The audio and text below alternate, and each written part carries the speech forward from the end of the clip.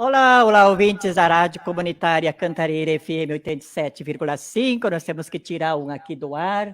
Só um pouquinho, Adão, baixa aqui o volume, por favor. Só um pouquinho aqui, o Adão está ajeitando aqui. Baixa o volume daí, para a gente não ter reverbação aqui no estúdio. Só um segundo. E a gente já está aqui, vocês estão me ouvindo bem? Tranquilos? Beleza aí? Então vamos começar. Eu estou aqui hoje para dar um apoio aqui a esse programa que estreia aqui às quintas-feiras. A gente vai ter hoje a participação aqui do Jabes Campos, fazendo a mediação do programa. Eu, Adão Alves, aqui no estúdio da Rádio Cantareira. Hoje estreando também uma câmera aqui para melhorar a nossa qualidade de áudio. Carlos Cordeiro, que estará nos ajudando, refletindo um pouco e trazendo informações sobre o mapa da desigualdade. Bom dia, Adão. Bom dia, Jussara. Bom dia, Jabes. Bom dia, Carlos. Primeiro, a gente tem que falar da importância de discutir direitos. E discutir direitos é compreender as desigualdades. Porque se não souber que nós temos que igualar, como é que nós podemos discutir desigualdades? Então, de cá, a gente agradece o Carlos por estar aqui com a gente para mostrar da região noroeste da cidade, que, na verdade, é um cenário que se estende por todo o Brasil. Então, a região noroeste é um modelo de desigualdade que a gente encara em maior ou menor grau no Brasil inteiro. Então, essa compreensão, para a gente, é muito útil. E eu queria, de cara, saudar o pessoal do canal Mais Direitos Humanos, que está transmitindo também essa live com a gente. E agora, com você, Carlos e Jabes. Tá bonito, né? Jabes, com você aí, pode comandar o nosso programa de hoje. Bom dia a todas e todos. Bom dia, Jussária, da Rádio Cantareira. Bom dia, Adão, também aí da Rádio Cantareira. Bom dia, Carlos. É uma satisfação receber você aqui no nosso programa. A gente está sem áudio aqui na mesa. Agora sim, peraí. Só um segundinho. Aí. Então, gente, a ideia desse programa, que é discutir aí o artigo 5º da Constituição, e o que é o artigo 5º, né? E tudo que ele contém, que são todos os direitos previstos na nossa Carta Magna. E dessa vez a gente vai discutir um pouco, vai trazer dados importantes aqui do território que daqui a pouquinho o Carlos vai falar para a gente. Mas eu quero mais uma vez agradecer a presença das pessoas que estão entrando aí aos poucos no YouTube, no Facebook. Quero pedir para que as pessoas possam comentar a participação, fazer perguntas para que o programa seja mais dinâmico.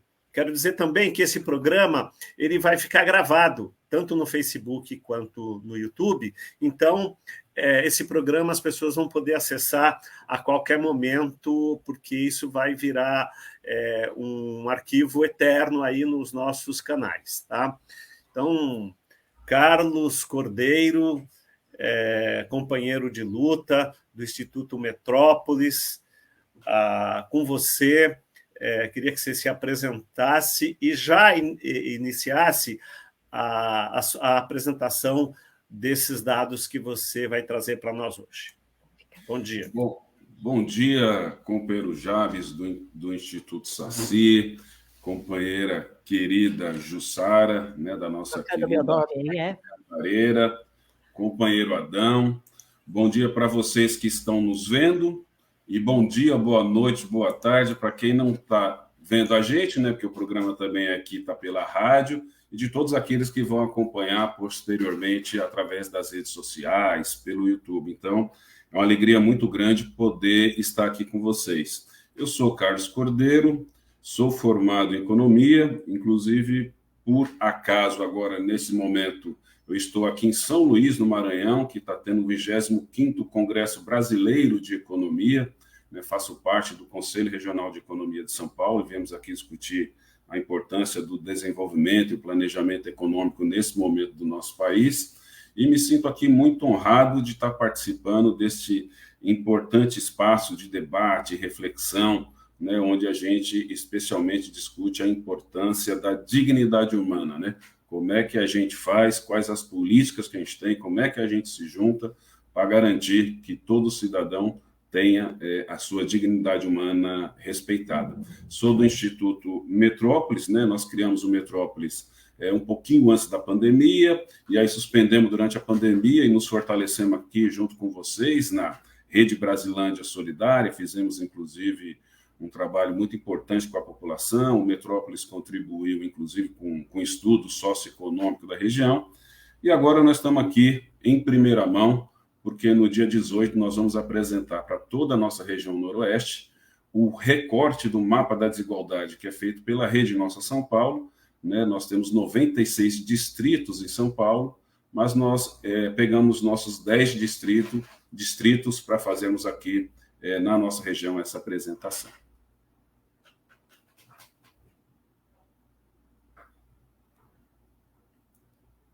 Jussara, eu não estou te ouvindo, nem o Jabes. Opa! Agora sim. Jussara, Adão, tem algum comentário, alguma observação antes do...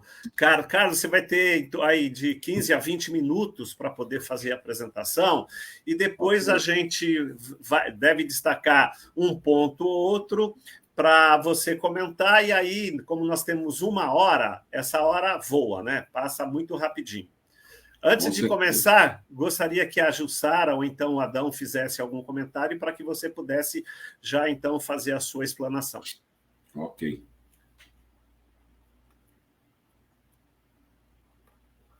Jussara? Não estou te ouvindo, Jussara. Você está me ouvindo? Agora sim. Ok. Eu, pessoalmente, Carlos, moro na região noroeste de São Paulo, quase na idade do Jabes, 90 anos. Mas, isso é bullying, tá? Mas a gente, eu só tenho 70 e ele mora aqui a 90, então é uma questão de lógica, tá? E a gente conhece bem a questão das desigualdades, principalmente quando a região noroeste era apenas um bairro território, não tinha comércio nenhum como tem hoje. Hoje, mesmo tendo esse comércio, os salários desses comércios são muito baixos em relação à média salarial. Ou seja, há uma estruturada exclusão por baixa renda. Aparece isso no seu estudo?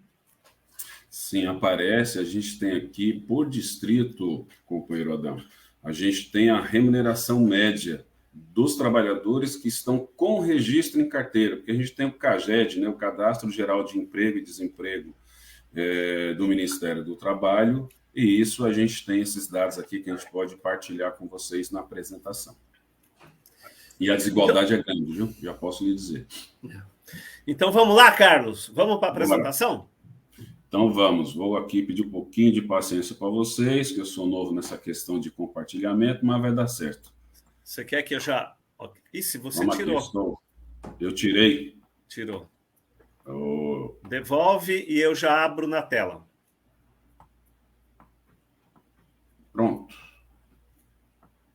Feito. Tudo Tá aí certo agora? Está na tela. Muito bem. Então, vamos lá. Né? A ideia aqui é a gente discutir, então, o mapa da desigualdade. Vocês veem aí que tem a logo da Rede Nossa São Paulo, né? Eu peguei toda a apresentação deles e fiz aí apenas um recorte, então, para a nossa região, através aí do Observatório Metrópolis. Né? O mapa da desigualdade é um importante instrumento, né, para a gente discutir políticas públicas, né, que visam exatamente aí a redução da desigualdade. E dentro desse mapa, a gente tem, além dos, obviamente, por 96 distritos, a gente tem população, habitação, mobilidade, infraestrutura, saúde, educação, trabalho e renda, direitos humanos, né, segurança pública, meio ambiente, esporte e cultura. Obviamente que eu não vou falar de tudo, porque o tempo é muito curto, então eu escolhi aqui apenas alguns desses temas para a gente falar aqui. E aí, Adão, para a gente ter uma ideia, né, o Adão estava falando que o tempo que ele tem na nossa região noroeste, e nós do Observatório Metrópolis, a gente resolveu fazer um espelho de como a Prefeitura de São Paulo trabalha, então nós estamos trabalhando aqui por distrito. Então, dentro de um mesmo distrito, você tem vários bairros, mas é assim que as informações estão colocadas dentro deste mapa da diversidade. Então, nós estamos ali em cima, na região Norte 2, aquele em azul, e aí nós temos, então, estes distritos: Anhanguera, Cachoeirinha, Brasilândia, Casa Verde, Freguesia do Ó, Jaraguá, Limão, Perus, Pirituba e São Domingos. Então, estão os 10 distritos destacados em relação aos 96 que este mapa aqui apresenta. E agora a gente vai falar um pouquinho da população, vocês já estão vendo aí na tela, né? A gente vê que a Brasilândia, dentro da região noroeste, ela tem o maior índice populacional, mais de 283 mil pessoas, quase 284 mil. E os 10 distritos juntos têm quase 1.400.000. Para vocês terem uma ideia do que isso significa, por exemplo, 284 mil na Brasilândia, a cidade de Jundiaí possui aproximadamente 300 mil habitantes, ou seja, a Brasilândia sozinha, ela é quase uma Jundiaí. E os 10 20% de tudo, né? Exatamente, mas os 10 territórios juntos, Jabes, eu estou aqui em São Luís, no Maranhão, eu peguei aqui o dado até para a gente comparar, a capital aqui tem 1.037.000 pessoas. Nossa. Então, você veja que só a nossa região noroeste, ela é maior do que a capital do Maranhão, em termos populacional, né? Então, para a gente ver o tamanho da importância de discutir políticas públicas nesse nosso espaço. E aí a gente começa a fazer um pouco a comparação, né, para vocês entenderem o que a gente está apresentando.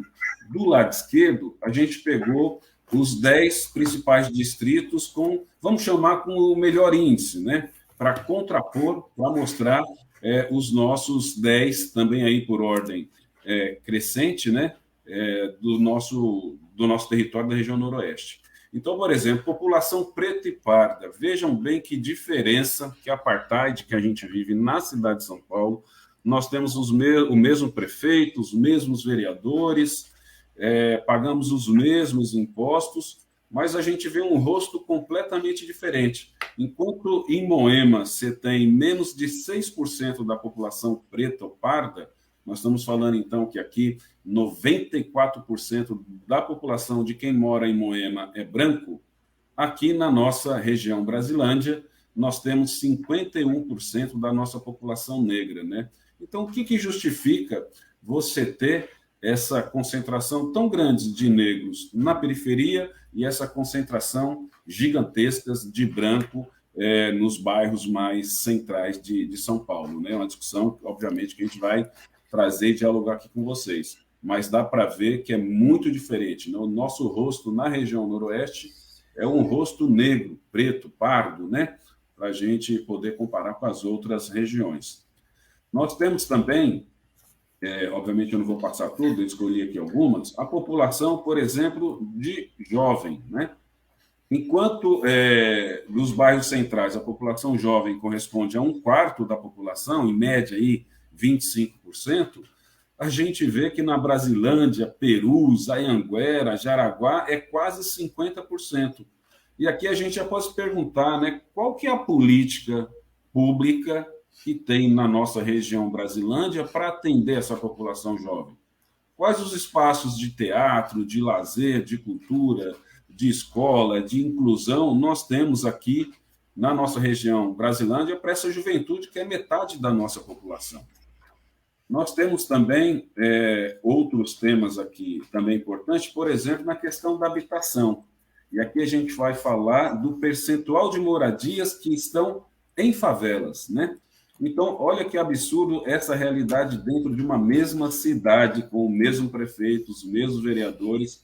A gente vê que nos 10 principais bairros à esquerda não tem nenhuma moradia em favela.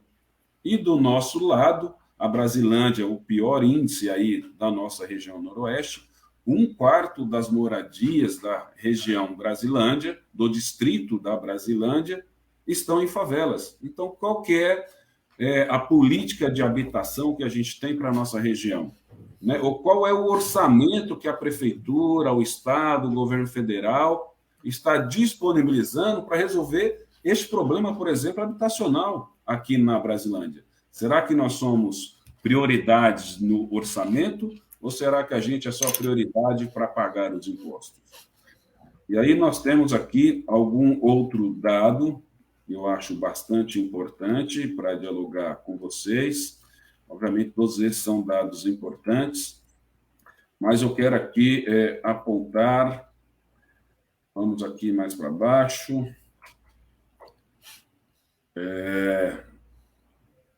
vamos lá, infraestrutura digital, viu, minha amiga Jussara? A gente vê internet móvel por 10 mil habitantes.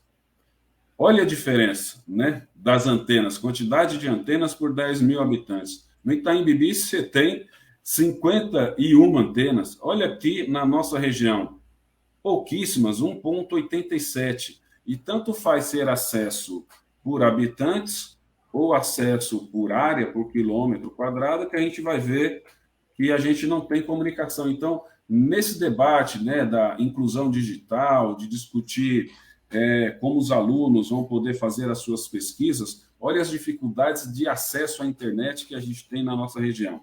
Isso aqui é muito claro, quando você vai pedir, inclusive, alguma coisa pelo seu aplicativo, se você sai da sua casa, pega o elevador e vai para a rua, como é o meu caso ali em frente ao Hospital Penteado, aquela região embaixo não tem uma boa cobertura. Então, se o motorista do aplicativo, por exemplo, muda, não vai mais buscar, você está esperando o carro errado, o carro certo vem ali e você não vê porque você não tem uma boa cobertura de antena. E aí, Adão, olha aí, Adão, a pergunta que você me fez, né? E eu vou te responder agora nesse debate do emprego. Aqui o que eu te falava, da remuneração média mensal do emprego formal. Tirando aí o São Domingos, provavelmente a Gessilever que tem ali, então ela acaba elevando muito o salário ali daquele distrito, mas vamos pegar como referência o Itaim Bibi. Então, você pega ali todos os trabalhadores que estão naquela região com carteira assinada e você tem o salário deles, e você divide e faz a média. R$7 mil. Olha na Brasilândia, que é o pior índice também da nossa região noroeste. Apenas R$ 1.700, que é um pouquinho a mais do que um salário mínimo. Então, por isso que o Brasil hoje, ele está, né, eu estava discutindo isso aqui no Congresso de Economia, o professor Lacerda, da PUC São Paulo, estava nos falando, o Brasil hoje é o 9º país mais rico do mundo. Então, se você for pegar 10 países mais ricos, você vai encontrar o Brasil. E se você pegar os 10 países mais desiguais, do outro lado, o Brasil também estará. Ou seja, o Brasil é o único país que está entre os 10 mais ricos e os 10 mais pobres. Não tem nenhum que é tão pobre que esteja nos 10 mais ricos, e não tem nenhum dos 10 mais ricos que é tão rico que esteja nos 10 mais pobres. Apenas o Brasil. E, com certeza, Adão, esse reflexo na remuneração, na desigualdade na remuneração, é um grande referencial para essa gigantesca desigualdade que nós temos aqui no nosso Brasil. E olha aqui a questão que é muito importante para discutir no nosso território, Jussara, e a gente tem feito aí um bom trabalho, né, discutindo, inclusive, um projeto com a Jussara, o Instituto Ela, um monte de companheiras sobre a questão, inclusive, da dignidade, né, das mulheres terem os seus absorventes, né, nós estamos fazendo um projeto muito legal, mas trazendo essa questão da mulher aqui, mostrar para vocês, gravidez na adolescência. Então, a gente tem, por distrito, quantas mulheres estão grávidas e qual o percentual dessas mulheres que estão abaixo de 20 anos, o que é considerado, então, gravidez na adolescência. Enquanto isso não passa de 1%, 0,5%, no Itaim Bibi, Perdizes, Moema, Higienópolis, olha só na nossa Brasilândia, 12,5% das mulheres que estão grávidas são meninas, né? São jovens. Então, qual a política de saúde que a gente tem no nosso bairro para essas meninas e para esses meninos? Que, lembrando, né, que a mulher não fica grávida sozinha, né? Então, aqui, qual que é a política, né, de educação, de prevenção, de planejamento familiar que a gente tem na nossa região, que é tão diferente das outras regiões, né? Se tivesse na média, a política seria a mesma. Mas aqui a gente vê que não é a mesma média, né? Está muito longe. E aqui o último dado que eu quero apresentar para vocês, para a gente poder valorizar o debate, a gente pode voltar em algum outro dado que vocês queiram, é a idade média a morrer. Vocês sabem que agora, essa última reforma da Previdência, né, teve uma mudança, né? Antigamente você tinha que ter 35 anos de contribuição, tinha ali o fator previdenciário que já tirava boa parte da sua aposentadoria, mas agora veio uma outra regra que diz que a aposentadoria é por idade, né? Então, com 65 anos é a idade que os homens podem se aposentar. Mas aqui no mapa da desigualdade, a Rede Nossa São Paulo, ela acabou pegando os óbitos por distrito e vê lá quantas pessoas e a idade de cada uma que veio a falecer. Em Moema, no Jardim Paulista, a média da idade ao morrer é de 80 anos. Mas na Anhanguera, a média é de apenas 61 anos e meio. Ou seja, na Anhanguera, né, a gente pode aí pegar também a Brasilândia, 62 anos,8, ou seja, vamos falar da Brasilândia. Na Brasilândia, a gente vive 17 anos a menos do que quem mora no bairro de Moema, do Itaim Bibi. Ou seja, com essa regra, inclusive, da Previdência, os pobres do distrito da Brasilândia contribuem com a Previdência, mas eles jamais vão se aposentar, porque a violência é muito alta na nossa região. O assassinato de jovens e jovens negros é muito alto na nossa região. E por que essa idade média é tão diferente da idade média a morrer no mesmo bairro de São Paulo, repito, com o mesmo prefeito, com os mesmos vereadores? Então, aqui, meus companheiros Adão, Jussara e Jabes, é um pouco do que a gente quer fazer reflexão com vocês. A Brasilândia que temos, como vocês mesmos colocaram, e a Brasilândia que queremos. Agora, para a gente fazer essa transformação, a gente tem que conhecer essa realidade. Conhecer essa realidade, mostrar que a gente não concorda com ela e buscarmos caminhos, comunidade de ação de todos os nossos parceiros, das nossas ONGs, das nossas igrejas, dos nossos partidos na região noroeste, para que a gente possa discutir uma outra política pública que possa, de fato, resgatar a dignidade dos moradores da nossa região. Isso só vai ser possível, para mim, dentro daquele método Paulo Freire, né, de ver, julgar e agir. Aqui a gente está vendo, vamos agora, obviamente, fazer o julgamento dessa realidade, que é a realidade que não quer, mas se a gente não arregaçar as mangas, não trazer um debate de unidade das nossas lideranças da região, a gente não vai conseguir transformar essa realidade e resgatar a dignidade tão necessária para esse povo sofrido do nosso bairro da Brasilândia e também na nossa região noroeste. É isso, meus companheiros. Estou aqui à disposição de vocês para a gente não só fazer uma reflexão, mas ver como é que a gente pode caminhar. Obrigado. Ô, Carlos, você não me deixa assim sem ficar curioso com alguns dados.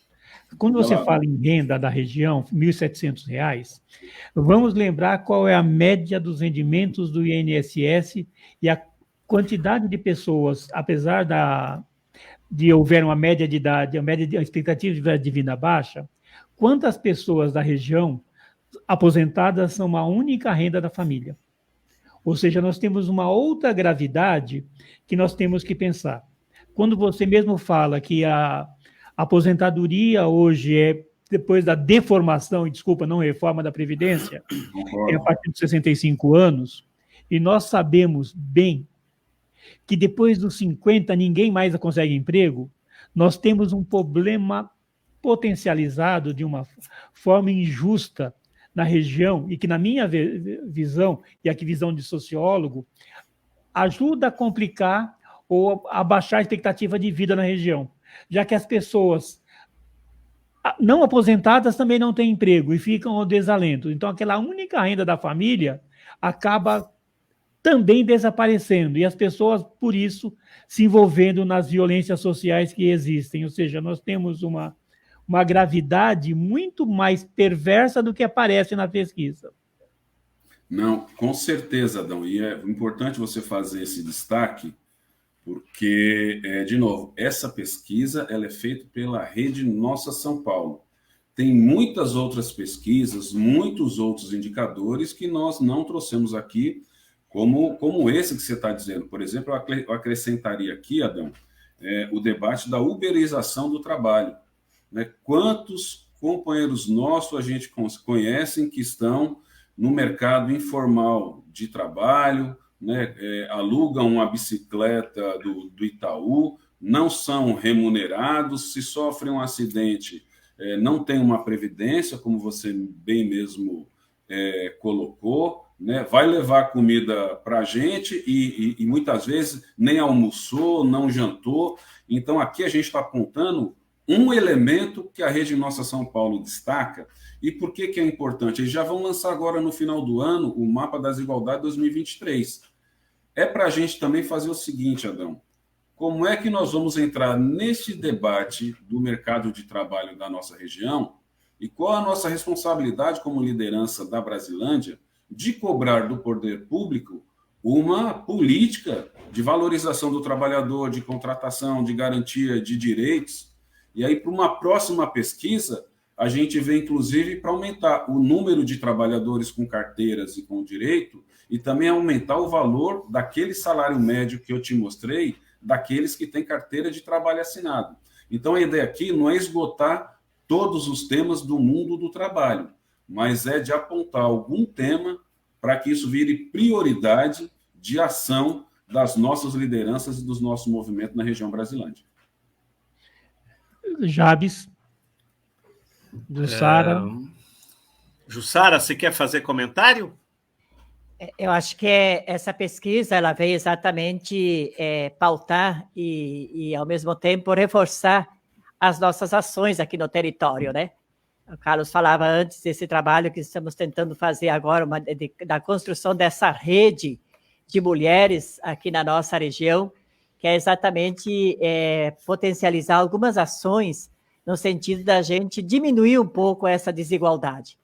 E aí, assim, por surpresa nossa, rapidinho, essa pequena parceria que a gente está iniciando aí com o Instituto Ela, que seria a distribuição de absorventes para as mulheres mais necessitadas. No território, a gente levantou 700 agora, em poucos dias, né? Nem foi feita uma divulgação maior, e 700 mulheres que estão nessa situação precisando dessa contribuição, né? Então, eu vejo assim, cada questão que você levanta, né, nós temos aqui o programa das cestas básicas, a gente tem inúmeras entidades fazendo isso, tentando minimizar um pouco a questão da fome, né, que é uma coisa bem crucial aqui no território. E aí, Carlos, quando a gente remete isso, essa questão das mulheres, principalmente as mulheres negras aqui do nosso território, a gente vai perceber, né, por exemplo, o que aconteceu na pandemia, que foram as principais vítimas, tanto em óbito, como hoje com sequelas por causa da Covid, porque foram as mulheres negras aqui do território que tiveram maior impacto com a questão da Covid-19. E tudo que é epidemia ou que é pandemia que aparece por aí, são essas que realmente são sempre mais, que sofrem, né, mais. Então, eu acho que é um dado fundamental que a gente precisa se debruçar. Quando você vai olhar a questão do analfabetismo, por exemplo, você vai ver que a Brasilândia é um dos territórios com maior índice de pessoas analfabetas ou que não conseguiram concluir os seus estudos para continuar tendo uma qualidade de vida melhor. Então, eu acho que é muito bem-vindo esse estudo, eu acho que vale a pena a gente compartilhar isso e a comunidade, as entidades, as lideranças se apropriar desses dados para a gente pensar em projetos. Eu falo em políticas públicas, né, mas a gente tem que ir construindo elas, porque no governo que está aí é bastante difícil você conseguir implementar uma política pública com o poder público na região, mas a gente não pode desistir disso, né? Então, acho que é um pouco essa a minha observação com relação a esses dados que você apresentou. Sem falar da questão do transporte, sem falar na questão, por exemplo, da violência que as mulheres sofrem aqui no território, né? Sem falar na questão, por exemplo, dos acessos à cultura, ao lazer, e tudo isso que são coisas que hoje deixam a mulher do território mais vulnerável do que mulheres de outros espaços, né? Pois é, Jussara, eu vou pedir aí para o Jabes, inclusive, mostrar aí na tela exatamente o que você está dizendo. Vocês estão enxergando aí, quem está vendo pelo vídeo, não? Apareceu agora. Vídeo? Apareceu agora. Apareceu, né? Então, lembrando que eu apresentei ali atrás a população da Brasilândia. Então, lembra que 51% desta população é de negros, né? E 51% são de mulheres. E a hora que a gente cruza esse dado com a mortalidade por Covid, que vocês estão vendo aí, ou seja, pega todos os óbitos de todos os distritos e destes óbitos a gente vê quantos foram por Covid. E aí está falando exatamente o que a Jussara acabou de destacar. Vejam aí que na Brasilândia é 26,5%. Ou seja, dos óbitos que nós tivemos na Brasilândia, mais de um quarto foi por conta do Covid. E por que nos outros bairros isso não passou de 15%, 17%? Não é? Por que na nossa periferia se morre mais de Covid e por que estão aqui a maioria, inclusive, das mulheres negras, né? Aliás, Jussara, a gente viu que a tese, né, do Enem, né, a monografia do Enem foi justamente o debate sobre a invisibilidade do trabalho da mulher, extremamente destacado sobre isso. Né? Então, é uma coisa muito importante para a gente discutir dentro da nossa região, da Brasilândia. Veja, o rosto da Brasilândia é negra e negra é mulher, a maior parte é mulher. Né? E são elas, de fato, as maiores vítimas. Agora, qual a política pública que a gente tem aqui na nossa região para essas mulheres? Né? Ver, inclusive, esse debate. Né? A gente recebeu um contato para fazer com o Instituto Ela essa questão da dignidade menstrual, né? Sobre a pobreza menstrual, e nós vimos que várias mulheres estão vulneráveis em relação a esse tema. E aí, de fato, nós precisamos ter a solidariedade, que é a mesma solidariedade com as cestas básicas, né? A gente precisa ajudar as pessoas a se alimentarem, não podem ficar sem comer, a gente precisa ajudar as pessoas a terem o mínimo não, necessário de higiene. Agora, a gente não pode só ficar nisso, não vai ser assistencialismo. Então, a pesquisa, ela vem exatamente na linha da Jussara, é uma oportunidade que a gente tem de se reunir e falar, opa, olha a realidade que nós temos, nós vamos atuar sobre ela, nós vamos fazer algo urgente para melhorar, mas nós queremos saber quais, por exemplo, são as 3 prioridades, Jussara, que a gente poderia acordar com todas as nossas entidades em relação à temática da mulher, da violência que ela sofre em casa, né, do trabalho não remunerado, né, da sua dignidade, aí dessa questão da higiene pessoal, da insegurança, dos assédios dentro dos ônibus, dos assédios dentro do trabalho. Agora, a gente precisa reunir para discutir e tirar as prioridades, e mais do que isso, cobrar do poder público que ele atue com políticas públicas na nossa região para transformar essa realidade. Porque senão nós vamos ser aqui muito bons, né, em mostrar pesquisa, em falar bonito sobre a pesquisa, mas se isso não levar a uma ação nossa de transformação dessa realidade, isso não vai valer para nada. E quem pode fazer isso são os moradores e moradoras do nosso território. Eles são, de fato, as grandes pessoas para fazer essa transformação, se mobilizando e cobrando do poder público. Eu só queria voltar, Carlos, aí uma questão, Jabe, só me dá um minutinho. Claro, fica à vontade, Jussara. Esse quadro, onde coloca ali, por exemplo, Perus com 30,2%, quando você olha lá, por exemplo, Alto de Pinheiros com 16%, quer dizer, praticamente a metade, né, a metade das pessoas.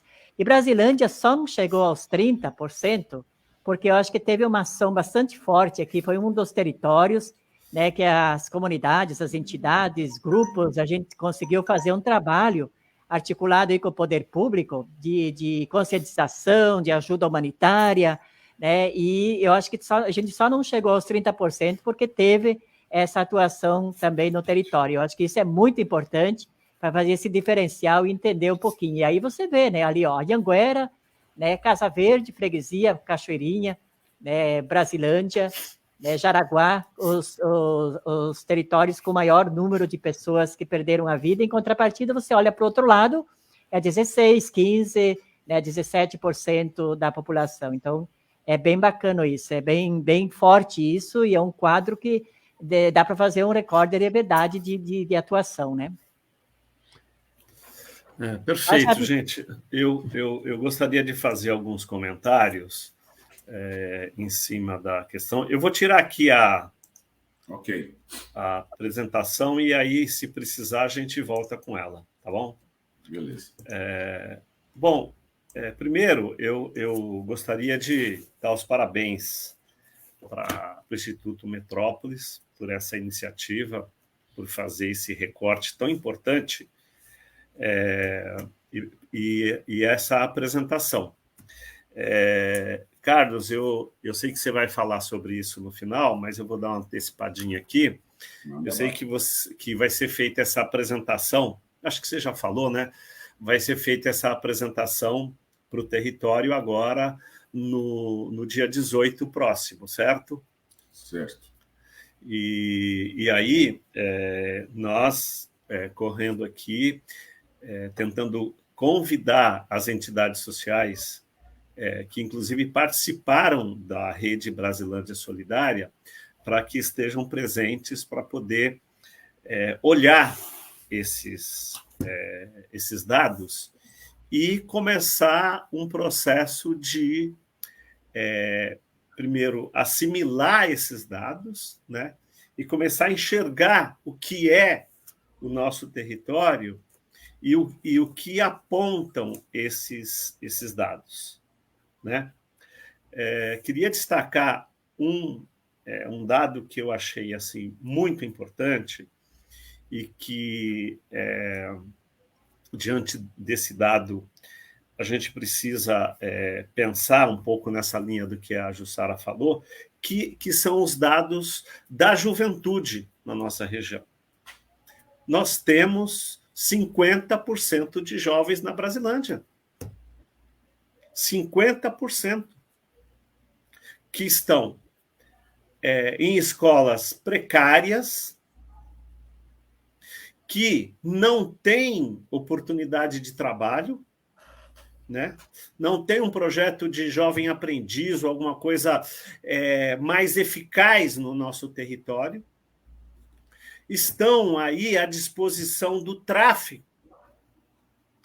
Às vezes tem a oportunidade de tráfico, faz com que eles possam receber um dinheiro rápido e levar para as famílias, né? Distorcendo totalmente a sua expectativa de futuro imediato e de futuro próximo.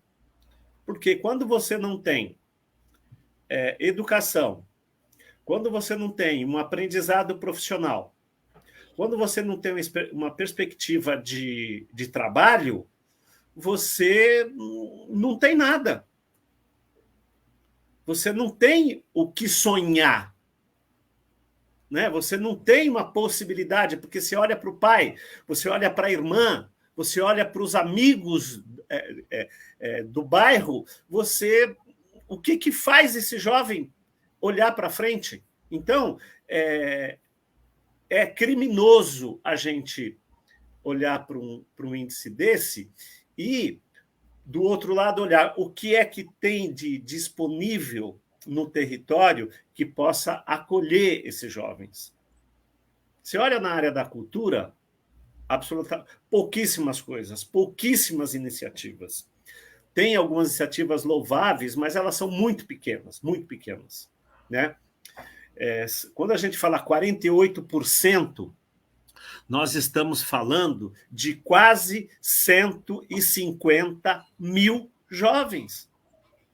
E a atividade cultural no território não deve atingir 5 mil jovens. E se atingir, o que esse mar de juventude faz agora, nesse momento que a gente está conversando aqui? O que esse jovem está fazendo nesse momento, né? Qual a expectativa desse jovem nesse momento para que ele possa pensar em, primeiro, se divertir, primeiro, conhecer um pouco da sua própria história, da sua própria cultura, né? E também o trabalho, a educação, a formação, a relação com os pais, a relação com a sociedade. A relação mais próxima é com o tráfico. Eu ousaria dizer que mais de 50% desses jovens, Carlos, Jussara e Adão, eles têm contato quase que diariamente com o tráfico. Com a violência. Com a violência de modo geral. Essa violência que se reproduz na escola, que se reproduz dentro das famílias. Então, só o dado de 48% de jovens no nosso território é um dado, sabe, alarmante e que faz com que a gente comece a pensar quais são as saídas, né? E aí eu diria outro dado, né, que, além disso, 51% são negros e mulheres. Quando a gente fala do jovem, nós estamos falando do homem e da mulher, né? A expectativa para a mulher, que é mais difícil ainda. O que uma jovem de 17, 18 anos, que está na escola ou que está fora da escola, que expectativa ela tem para trabalho? Que expectativa ela tem para trabalho? Né? Grande parte dessas jovens mulheres são grávidas, acabam tendo filhos numa idade pouco adequada, sem estrutura para poder garantir o cuidado dessa criança. Então, só trabalhando esse dado de juventude, a gente vê que tem aí um campo vasto, viu, Carlos? Para a gente poder pensar um pouquinho. Você falou quais são as 3 prioridades. Eu diria também quais são as 3 prioridades nesse campo aí da juventude que as entidades sociais elas precisariam abraçar. E aí, isso me faz pensar uma outra coisa, Carlos. A gente sempre fala em projeto de desenvolvimento regional e econômico. Eu diria que cabe para nós, com base nessas informações, um projeto de desenvolvimento social com esse dado. Por exemplo, eu quero pensar num projeto de desenvolvimento, porque às vezes, quando a gente pensa em projeto de desenvolvimento, obviamente a gente pensa em obras de infraestrutura, em obras para poder melhorar o viário, enfim. Eu diria que a gente tinha que não deixar de discutir essas questões, mas diria que importante é pensar em obras de desenvolvimento para o desenvolvimento humano, para que pudesse acolher essa cidade. Como você falou, São Luís do Maranhão é menor do que a nossa região. Então, nós temos uma cidade aqui. Nós precisamos de um projeto de desenvolvimento de uma cidade. Uma capital. Uma capital. Nós não podemos pensar assim, vamos fazer um espaço cultural. Não, nós temos que ter um projeto maior, um projeto que abarque a região inteira. Então, nesse sentido, já vou concluindo, eu só queria fazer um destaque aqui. A Rede Brasilândia Solidária, eu concordo com a Jussara. Se a Rede Brasilândia Solidária não tivesse atuado na pandemia, certamente o nosso índice não seria 27%. Porque a gente começou, não sei se vocês lembram disso, a Brasilândia foi a primeira região que teve o maior número de mortes na cidade de São Paulo. Aí teve isso foi caindo, né? E aí a gente ficou aí nos 27%. Então, quero destacar esse papel tão importante da Rede Brasilândia Solidária. E esse papel, essa importância só aconteceu porque a gente teve uma governança local, com entidades sociais, com o poder público. Foi fundamental essa articulação, e com o setor empresarial, inclusive, porque, inclusive, teve um banco que acho que foi por intermédio do próprio do Carlos, que eles doaram para a gente aí 200 mil máscaras, né? Teve a Cruz Vermelha, que doou kits de higiene, doou água. Então, teve um papel fundamental. Tanto é que esse projeto da Rede Brasilândia Solidária, ele vai ser lançado um livro para contar essa experiência, que vai ser lançado agora na primeira quinzena de dezembro, que a gente vem aqui mais para frente para poder falar. Estou conversando com as pessoas para a gente também marcar um dia para poder vir falar sobre esse livro aqui nesse programa. Mas, só para concluir, o que eu gostaria de sugerir, viu, Carlos? O que a gente...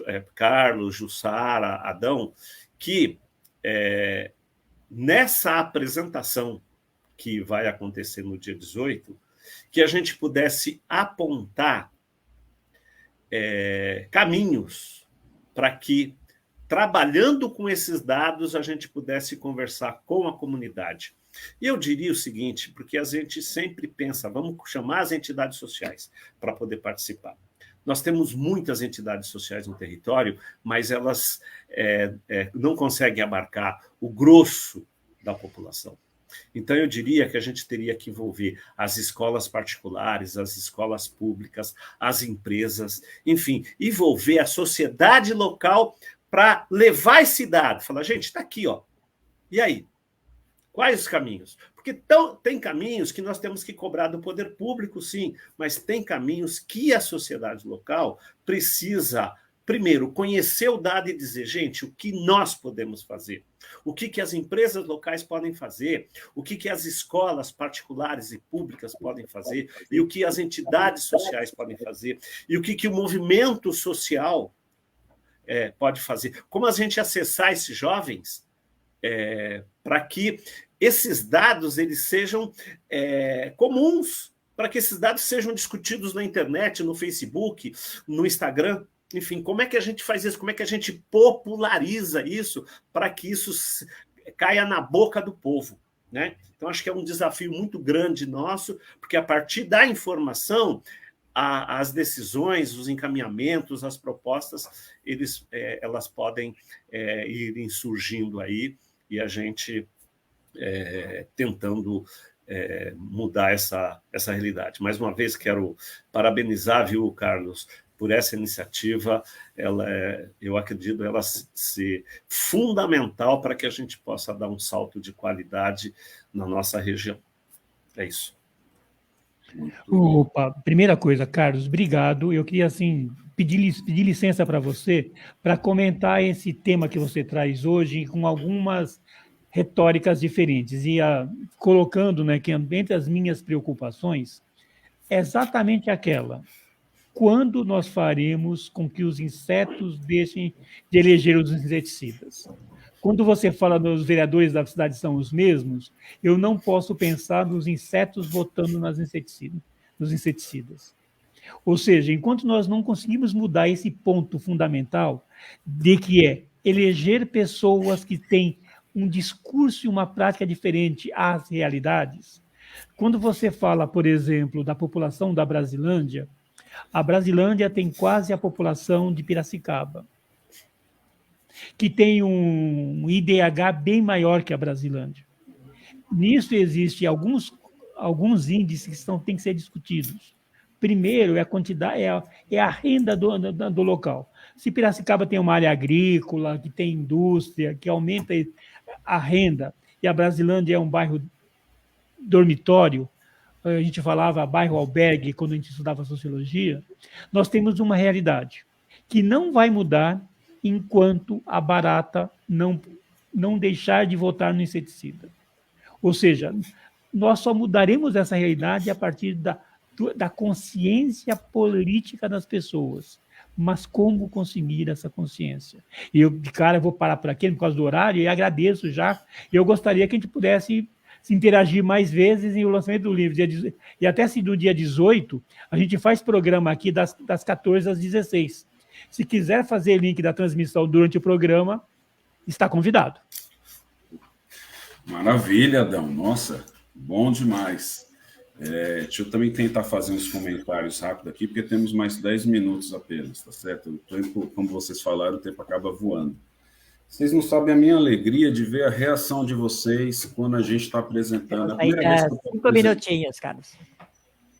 Oi? Desculpa, não temos ouvi. só 5 minutos. 5 minutos, ok.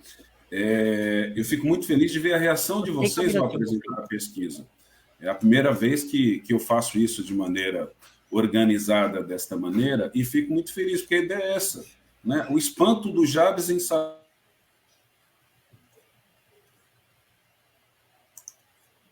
Está saindo no rádio? O Carlos, ele travou. Vamos ver se ele volta. Agora sim, Carlos. Continua, Carlos. Você travou, mas voltou. Vocês estão ouvindo? Sim, agora Carlos. sim. Positivo. Eu acho que ele não está nos ouvindo. Acho que ele está travado ainda.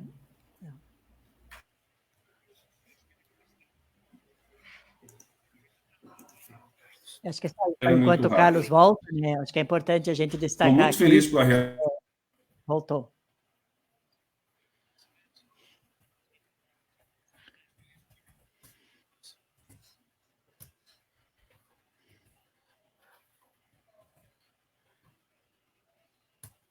Travou de novo.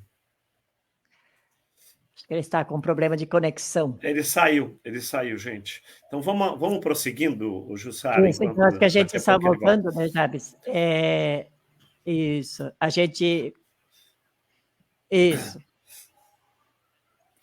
Pode, Jussara, pode tocar, pode falar enquanto a gente aguarda a volta do Carlos.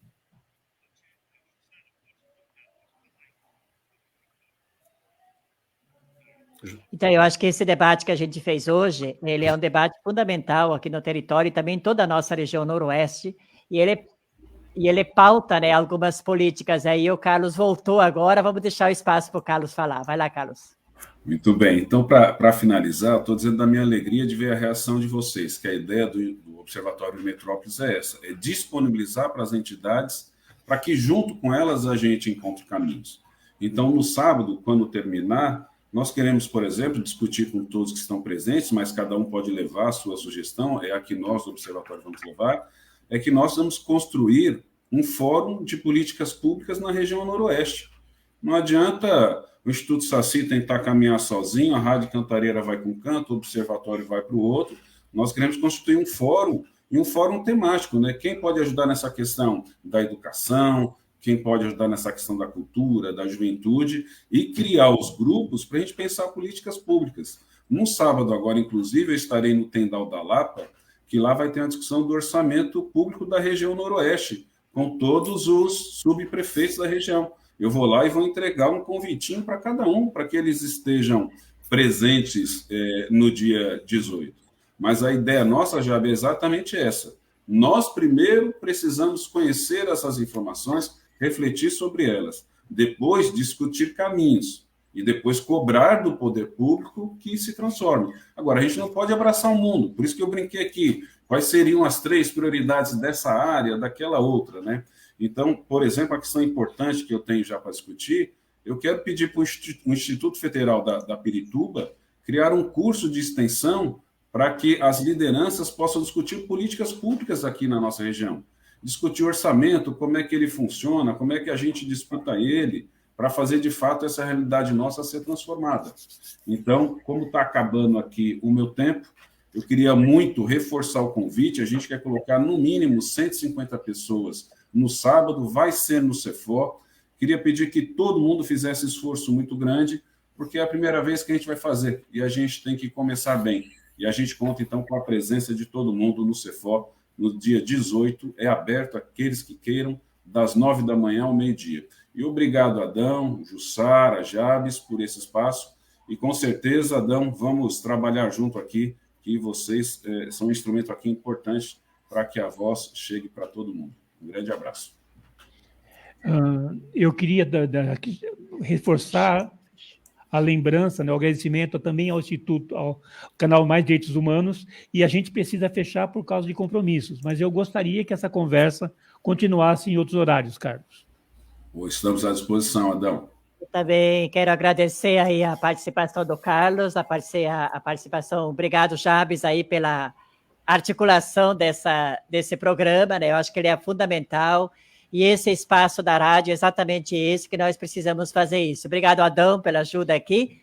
E a gente vai ficando por aqui. Jabes, suas despedidas aí, por favor.